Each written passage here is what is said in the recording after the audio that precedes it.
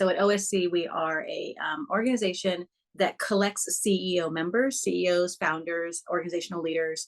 We build these vessels, which are opportunities for folks to come together in a peer-to-peer learning, education, support environment, and work on more diffuse questions. So yes, you might all come together as CEOs and tackle the trucking issue or the shipping issue, but we wanted to make sure that it isn't really just logistics, that we're having these larger conversations. How are we building toward a renewable, a regenerative, non-extractive relationship between our organizations and everybody, the world we live in? And so the CEOs that make up our membership tend to come together under OSC because they're already thinking about this, and they already have things they've tried. They have things they'd like to try and are not quite sure. And so we're building a series of vehicles for these conversations to happen. Our CEO Action Initiative is one that we're extra super excited about because it is a focus point to talk about a particular an emergent theme, and the theme is topical. And our CEOs want to harness the power of those individuals, who are having different thoughts than them and have different experiences than them and have different inputs than them, so that we can grow that business forward together now. We want to make sure that we are bringing in people who have a variety of inputs, a variety of ideas, able to innovate in ways that we have not yet thought of.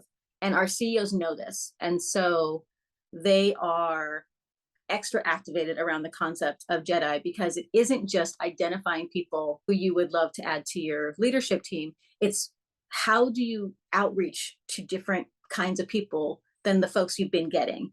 How do you then bring folks on board? And if we're talking about getting the best and the brightest from anywhere, then maybe virtual is going to have to be a regular new thing, because maybe the best and the brightest don't live in California, don't live on the East Coast. Maybe they don't live in the United States. So finding different ways to access talent is key. And then once you have that talent, you need to make sure that they feel empowered and that they feel agency to be able to bring those ideas forward. So that's where we get into the soft skills. That's what we're talking about. How do you make sure that your team is engaged? How do you make sure that your team feels like they have agency? How do you look at what you as a leader bring and separate out the part that is ego and separate out the part that is actually hindering some of this innovation and some of these ideas and some of this connection? And how do you, while you're sorting all that within yourself, how do you continue to move forward and have a successful trajectory for your organization? So there's multiple layers of work, and coming together with other folks who want the same thing and who are trying a variety of different things is a very, very, very good way to jumpstart the thought process, give you some good ideas, give you a sense for what works and what might not have worked, and also gives you that sense of safety and security. Because at the CEO level, you're pretty much alone. There's a loneliness there, and you're surrounded by people who, because of the inherent power of your position, you're surrounded by people who are probably less likely to tell you that what you just said is a bad idea.